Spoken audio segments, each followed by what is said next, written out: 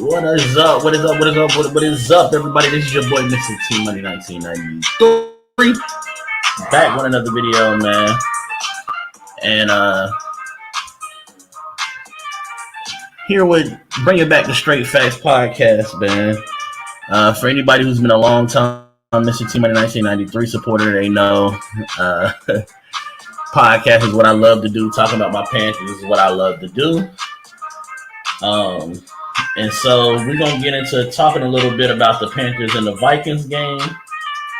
And we're also going to get into looking at our matchup against the Giants. So Panthers come up off another loss, this time to Minnesota. I got my boy Kev. Yeah, what up, big dog? Yo, what up, T-Money? What's up with you, boy? Kev, if anybody doesn't know, is from Four Man Rush. I feel like I know a lot of football, but them guys, they be on some different type of film work, some different type of stuff, you know. Honestly, guys that I learned from, and like I said, I feel like I know a lot of football. I've coached football, but y'all be on some other stuff, some deep dive kind of stuff, man. Yeah, man, that's kind of been what we wanted our trademark to be. Because we understand a lot of fans are very passionate and knowledgeable like we are. You know, we just try to want to bring all the facts and all the fine points that you know, basic statistics, you know, don't show. You know what I'm saying? So we just try to take a detailed game and make it more, you know, accessible for all of our fans, man. That's all we try to do. Yeah, y'all definitely do a good job of that. So normally when I watch or be in tune with stuff, I'll kind of get my own idea and then I'll just kind of ask y'all just to see if y'all seeing what I'm seeing. You know what I'm saying? Right. But so getting into this Minnesota game, Panthers needed a W to get off of this losing streak. I know everybody pretty much wants to blame Sam, blame the coaching staff, but I feel like everybody kind of had their own hand in the loss. If anything, I feel like special teams probably had the smallest because all they had was one bad kick return. But how did you see it? Did you think it was all on the offense and the defense get a pass? Because a lot of people have been trying to say that lately. How did you feel about it? You know, if you want to be fair and objectionable to it, you know, the loss has everybody's fingerprints on it. You know, you want to start off with obviously the offense, plenty of blame to go around. Sam Darnold, I know everybody want to make light of the fact that, yeah, it definitely was 8 drops, but I can also look at several other balls that he threw that wasn't drops that were just clearly out of bounds or not giving his receiver any possible chance to even catch it. You know, we was looking at a stat earlier this morning that came out, and it's provided by NFL Next Gen Stats, and it states that both DJ Moore and Robbie Anderson are top 5 in NFL as far as most missed air yards. So basically, that's saying most missed air yards when not targeted. So basically saying that these guys are getting open. And they're not even being, you know, even targeted or looked at by, you know, Sam Darnold. So again, everybody want to talk about, you know, what Sam Darnold did in the fourth quarter. That's great, but why we couldn't have that the first 3 quarters? You know what I'm saying? Like, why does it take dire straits for that to happen? I mean, he started off the game, first play of the game, had very good pass protection. Couple receivers wide open. He was just taking his time and, you know, threw an interception first play of the game. You know, but the wide receivers with the 8 drops, was down for 8 drops. I think that was the most they said in a decade by any team. So that's definitely you can just tell a lot of guys were pressing, particularly Robbie Anderson, who clearly has been frustrated, and.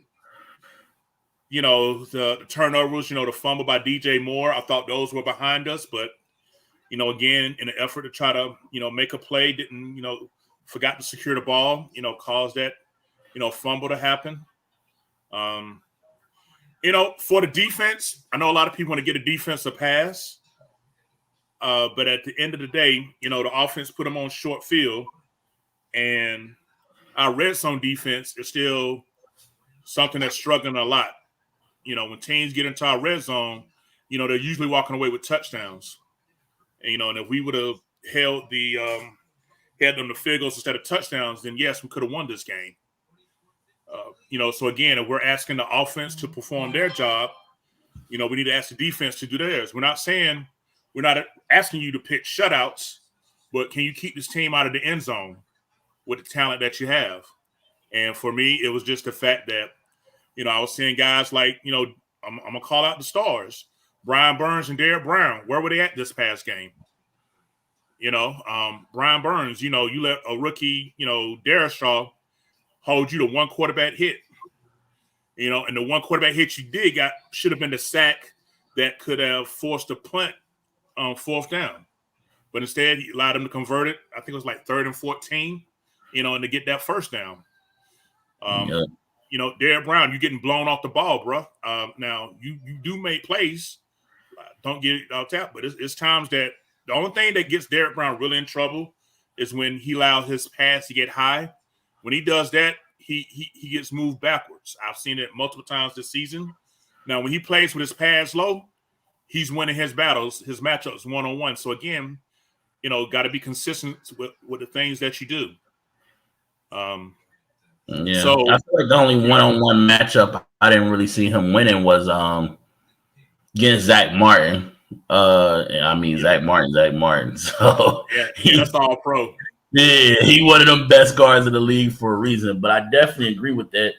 And I just feel like, okay, everybody's whole thing was, well, the defense is tired because they're not moving the ball. But it's not, to me, it wasn't a game where you were consistently stopping them at the beginning and then it kind of got crazy late because you got tired. To me, they was kind of moving the ball all game long. And I think 500 yards of total offense kind of says that.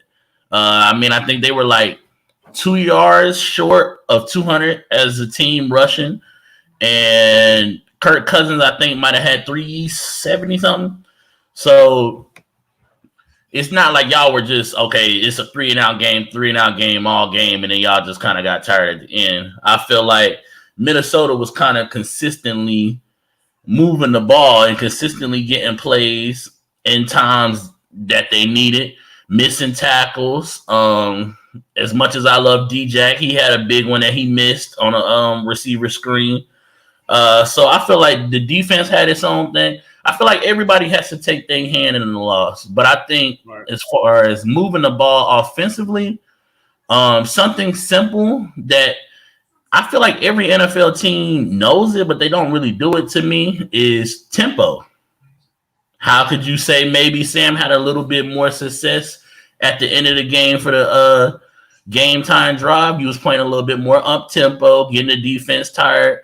I never really understood why NFL teams don't really speed up their tempo more when their offense is struggling. Do you have any kind of thoughts about that, or what would be, I guess, the drawback of doing that? Well, I guess the drawback is, when you look at, Sam Darnold's, completion, if we go up tempo, and typically with up tempo, you're usually passing. If we go up tempo and he's not connecting, then in less than a minute, your defense has got to come back out on the field because you're punting. Yeah, but we were doing that anyway. Yeah, so I guess it's pick your poison. Punt soon or punt real soon. At the end of the day, because when you look at the time of possession, with the overtime included, we never saw the ball. So Minnesota had 38 minutes to the Panthers 26. So that would go a lot with with them being dominated. Our defense had to face them. The Vikings had 84 plays to the Panthers 68. That's a lot of plays to be on the field. Yeah. 6.8 yards per play. When you just look at the statistics, it was just, completely, in their favor. The only thing that we were better with them at was penalties. We only had 6 for 28. They had 11 for 98, but with 3 turnovers, that nullifies that. We were 2 for 12 on third down, while they were 7 for 16 on third down. So anything that we could have possibly had into some type of advantage of, we didn't.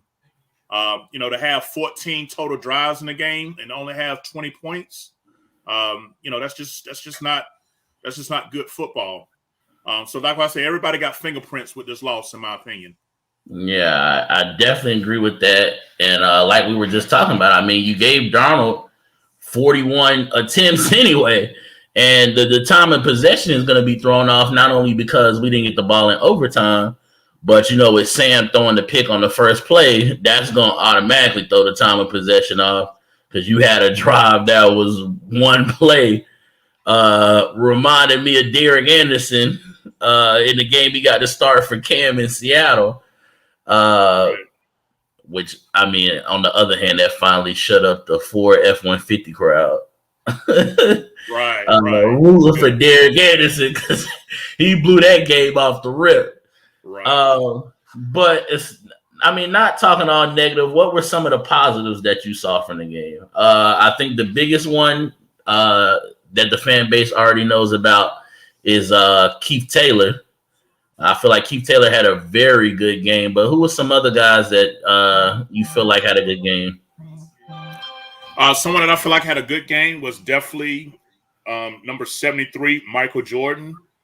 He was playing at left guard. Mind you, this was someone that was sitting on his couch a month ago, and we picked him up off the practice squad. I think we released him, but then brought him back, like maybe a few days later, like a week ago. He was someone that was by far the meanest, nastiest guy in our run game. Now, he was suspect in some pass sets. He actually gave up a sack or two, if I remember correctly. So there's definitely work to be done there. But as far as in the run game, he was putting guys on their back. He was mixing it up. He was pushing. He was blocking to the whistle. For a guy to come in, like I say, off the practice squad via off the couch, to get a start, that says a lot for me. As far as his ability, moving forward. As far as another possibility, I like the fact that we were able to run the ball 5.1 yards to carry. That was something that I saw. Now, why we didn't run the ball more, I don't know. We had 8 rushing first downs. So go figure. 41 passes and only, let's see how many runs we had. 23 runs. You like to see them runs, be more in the 30 range if possible, which Matt Rule did say he'd like to see us run the ball 31 to 33 times a game. But people don't realize that Panthers are already 9th in rush attempts already. We just got a low yards per carry at 3.6 yards to carry. Why? Because our run block win rate is like 29th in the league. You know what I'm saying? So, and for those who don't know, run block win rate is a metric that's kept by ESPN, and it's the offensive lineman ability to block his assigned defender for at least 2.5 seconds. And when the Panthers do that, we're only doing it, I believe it says something like 62% of the time, which is one of the lowest. While ironically, the Redskins, who have former Panthers offensive line coach John Masco up there in Washington or wherever, they're number 1 in run block, run block win rate. So go figure, when it comes to that. But those are the 2 positives that I came away with: Michael Jordan and the rushing the yards per rush. Yeah, and I definitely felt like, our yards per carry was kind of skewed in my opinion because Sam, I think, had like damn near 50 yards himself, and I think he might have been averaging like 12 yards a carry. So I think his numbers kind of skewed it because Chuba was averaging 3.8, which is close to that 3.6 you were just talking about. And then Royce had 1 carry for 3 yards. So I don't think we necessarily were running the ball that well that game. I also do feel a lot of the times when we do win, I don't know what clicks he be having on, but to me, it always seemed like Chuba is always falling or slipping or something when he's trying to cut and stuff. I don't know if he need to get with CMC on a cleat deal or something. Hey, can you hook me up? But I feel like it's at least a couple runs every game where I see more yards and I see him kind of slipping and sliding like he had a water park or something. I mean, who knows? It could be, him not used to playing on this artificial turf that we got. I mean, who knows? Coming from Oklahoma State, I don't think they had that out there. Obviously, you're an NFL and you're a pro, you got to adjust. But, yeah, you don't get your point. And then another thing you got to look at, again, what I just mentioned, the run block win rate. These guys ain't holding their blocks by the time you get the ball. You're used to trying to step, dance, and get out the way to try to get any type of positivity. So, that could also lead to some of the imbalance. So it just goes to show and prove that, with this offensive line and the way that they run block, how amazing when he is able to play Christian McCaffrey, what he's able to do. Because some of the yards that Chuba only got 3 or 4 yards with, McCaffrey is able to turn into 8, 9, or 10 yards. So, it just goes to show, the difference when it comes to on that aspect of it. Yeah. And then as far as the receiving core, another rough day for the receiving core. We talked about the drops. Robbie only ended up with 3 catches for 11 yards. I mean, even though he did have a game tying touchdown. Another rough day for Erickson, who I feel like our receiving core is kind of beat up this week. Terrence Marshall was hurt. Zylstra's on IR. And somebody else is hurt too, I think. Might be Erickson. Yeah, we actually got 3 players. I was looking at the injury report that comes out every Wednesday, and it was showing that that Zylstra is let me scroll back up here real quick. Here it is. It says Erickson concussion, Terrence Marshall Jr. concussion, fullback Giovanni Ricci concussion. So that's from this past game because all them guys Terrence hit was bad. That's not a surprise. Yeah, man, that was ugly, man. I was just like, wow. That was one of the ones you knew. Oh yeah, he gonna need a second. But with that being said, I mean, I don't know if at this point we're gonna sign some receivers or what's gonna be going on. I feel like with the way Matt Rule was talking today and kind of how they were using him Sunday, I feel like they're gonna try to use Shaw Smith more in the Curtis Samuel type of plays. The kind of where you a receiver, but you also sort of a running back and you getting jet sweeps and fly sweeps and all that kind of stuff. I think that's where they're going to kind of go in that direction. Which, I mean, I can understand it to a certain degree. Really fast guy, you just want to get the ball in his hands. Right. Physically, I don't know how he will hold up. I think what everybody forgets is Curtis Samuel by trade was a running back at Ohio State. And he really, to me, had to kind of, I noticed it over the years, change his body to become more receiver. Like, to me, he wasn't as big, like, legs and stuff towards the end of his time in Carolina. And that may be kind of why he's having the hamstring issues and stuff he has going on in Washington. But I feel like that's how they're gonna use Shaw Smith. And I think Matt Rule even said in his press conference today that they have had thoughts of using Shaw Smith in the backfield as a running back as well. But moving on from the Vikings game, again, still trying to get on track, and this is the perfect opportunity to do that. As we are going to New York to play the 1-5 New York Giants. And shout out to my boy Bird Gang 31 saying y'all need to beat them Giants. Yeah, we definitely gonna try to. Y'all was supposed to have our back though with beating the Bucks. I don't know how y'all gonna beat us but then lose to the Bucks. I mean, we needed that W. But what's your thoughts on New York, and what's your 3 biggest things that you need to see against the Giants? Obviously, my biggest concern is that we're going to play down to our competition. The New York media actually printed out on the label, Giants have a winnable game this week, even though they're only 1-5. So that goes to show, a lot, how we are playing, how we're being viewed, which we earned. Let's call it for what it is. We're, Jermaine Carter put it best after the Dallas loss. We don't put blood in the water. Teams are copying what they saw the Dallas Cowboys do and implementing it. They're using their defensive line, their front four, and they're beating our offensive line pass block protection with simple twists and stunts that they're doing. And they're dropping 7 in the coverage. Teams not even really blitzing us, and they're able to apply a lot of pressure to force turnovers or get sacks. So that's going on. Starting to see teams use additional linemen to run these heavy personnel run packages on us now from time to time. Minnesota already had a very strong offensive line coming into the game with North Carolina State alumni Salisbury, who was at center. He was. I saw him put Derek Brown on his backside a couple of times. So, yeah, man, it was just.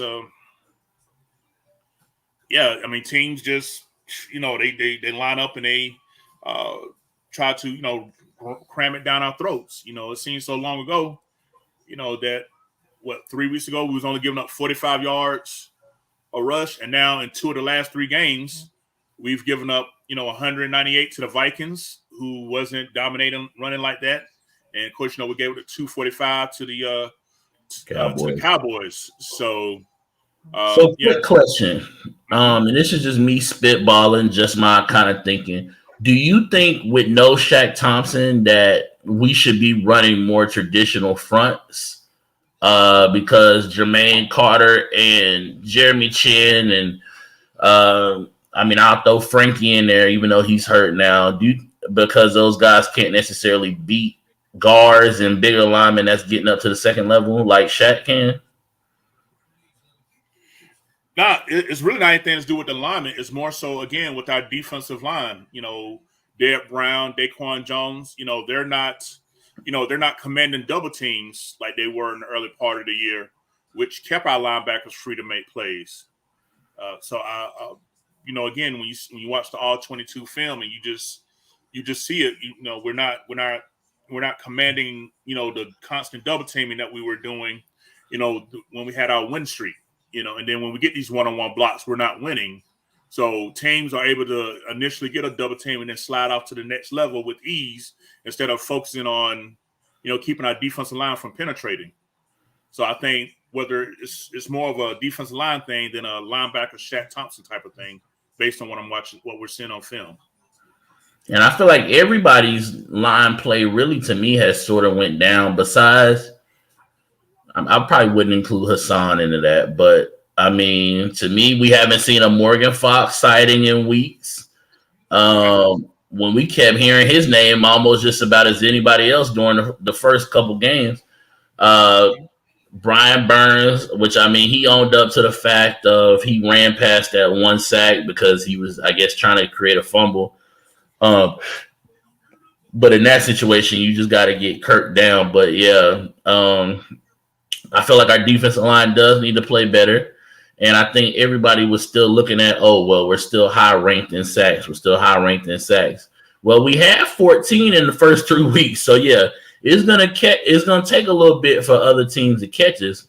But I feel like we haven't had a dominant sack game during this whole losing streak. I think Burns might have had 1 during this losing streak. But like I said, the only person consistently you see making plays D-line wise to me is Hassan. Right.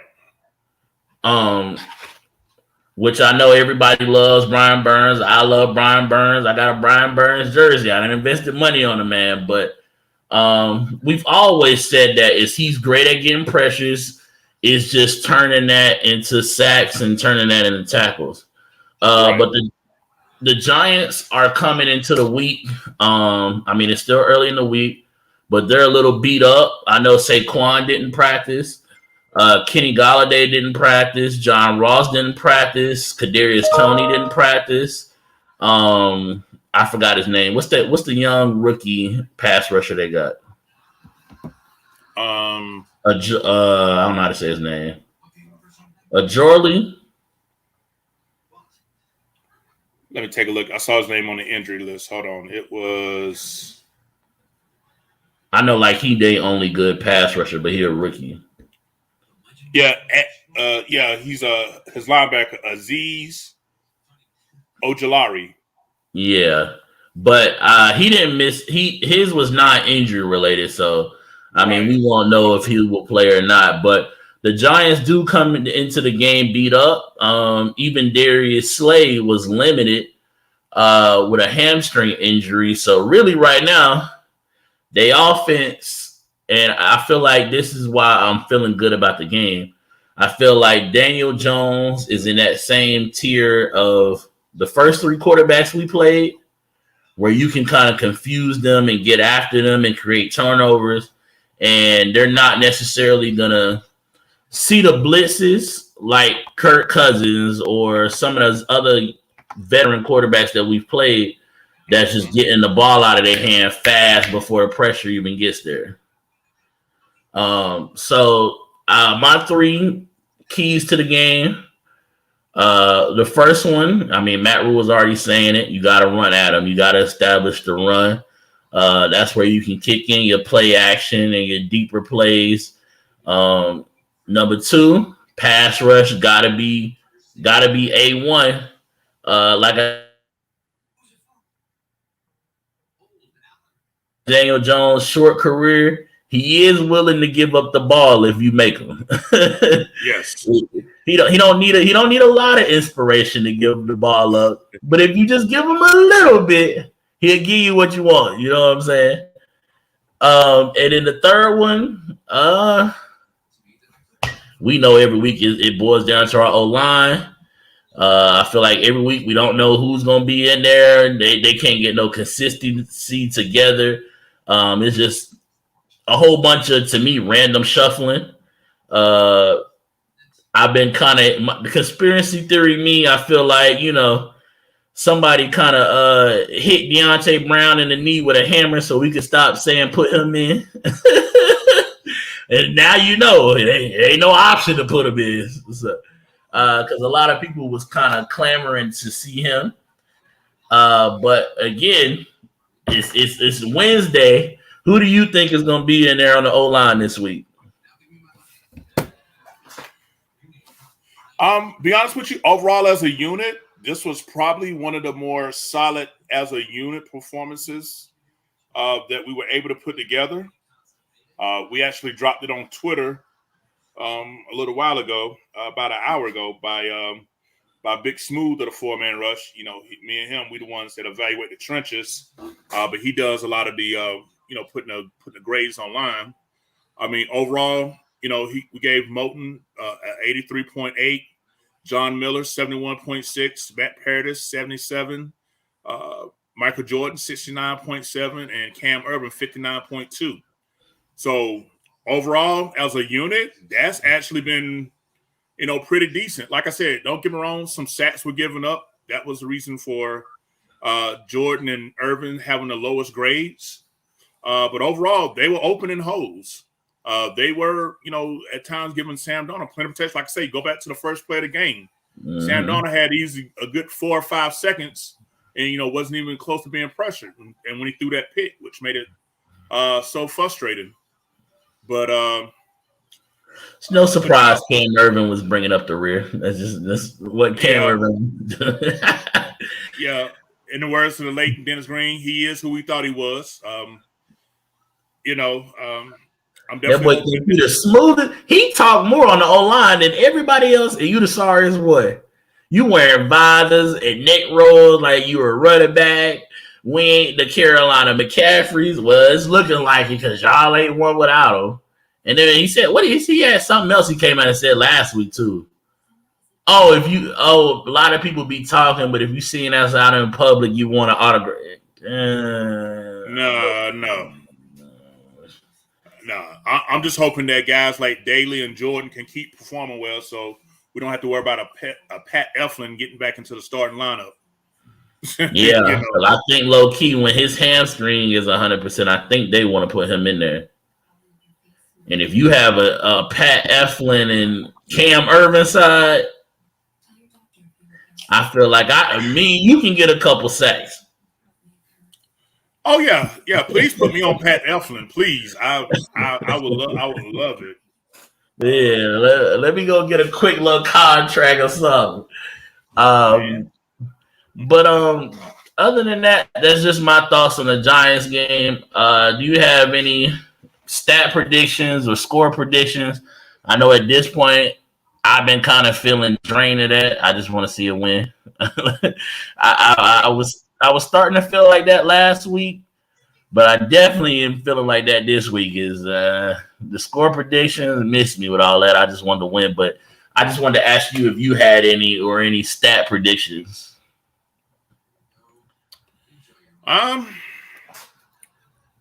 Man, if I was to put one out there, I mean, when you look at the injuries, I want to say Carolina should win like something around 24-10 is what I'm thinking, because when I look at these injuries and the way they're playing offensively, I like I said, our defense should be beyond pissed and should be looking to play a lights out performance. Now, the Giants secondary does have some players now. You know, they have former Panther James Bradbury, who's having another solid year. You know, they got Logan Ryan playing free safety. You know, a lot of Panther fans wanted when he came out of college, Jabril Peppers. You know, he's been okay. You know, he's not a scrub, but he's not nothing, you know, to have you laying up awake at night. You know, we got former track star at USC, Adoree Jackson, who was with the Titans for his rookie year, and then they didn't re-sign him, and he joined the Giants. I did want to go in free agency, though. I ain't gonna lie. Yeah, so again, you know, with our depleted wide receiver weapons, I mean, could this give them a break? You know, so you know, with Terrence out, with Zistra out, with Terrence Marshall out with concussion. I mean, we're not sure what his protocol is going to be. You know, with the other receivers, you know, step up. You know, the depth. You know, who we're going to call up that's going to be ready that can, you know, threaten the field, you know, after Robbie Anderson and more. You know, another thing I look at, you know, we kept 4 tight ends. When are we going to offense? In a spread offense. Right. That whole part. So, I mean, you know, can we get Tommy Tremble and Ian Thomas, you know, as a part of the offense? I'm not saying force feed the guys, but again, I'm not really seeing nothing too crazy on the Giants, you know, saying linebacker core that's going to have me, you know, afraid to push it. I mean, Lorenzo Carter, he's nice, he's decent. Tay Crowder, you know, he's done made a few plays, but overall, I'm not seeing nobody to really make me lose sleep. Yeah. You know, saying from a defense perspective, you know, the Giants run a 3-4. You know, they switched up to a 3-4 when they're mostly used to be a 4-3 up under the previous coach. But yeah, give me Panthers 24, Giants 10, and we put it into this 3-game losing streak. Okay. And I definitely think secondary wise, DJ Moore he don't got no fear of James Bradbury. He said, I've been winning that matchup in training camp. I know what it is. But yeah, I feel like we had a good show. I appreciate you for coming on. If you want to put, you know, your stuff out and the rest of the 4-man rush guys, their Twitters or y'all Twitter, you can go ahead and do that now. Okay, yeah. You know, you can come and check us out at the 4-man rush. We got our own website, which is the number 4 man MAN rush RUSH.com. You know, come there. You can get all our social media sites access: Facebook, Twitter, Instagram. You can catch all of our podcast episodes on YouTube as well. You know, you can follow us on Twitter at the number 4 OURMAN RUSH. You can catch us there. You know, just come check us out, and you know, we'd love to chop it up and chat with guys and, you know, everybody, and share our opinions, share our insight, make you laugh a little bit, you know, and just try to get through the season. Yeah, and they definitely like me. If you want that fire on Twitter and you want to get into a sports debate, they are more than willing to get into a sports debate with you. Happily obliged. But for me, my Twitter is MrTMoney1993. That is also my YouTube channel. You can stay tuned in on this channel, on the Birds Game channel. They have another show. If anybody's interested in Philly football, they have another show in the next couple minutes. I think theirs might start at 8:45. And then for anybody who doesn't know, because I don't really broadcast it, but I coach basketball at Clinton College. So if you're interested in kind of seeing what we got going on over there and following that Twitter is C, and then today it's Muhammad. So TADEUSMUHAMMAD, where I kind of talk. That's the professional Twitter.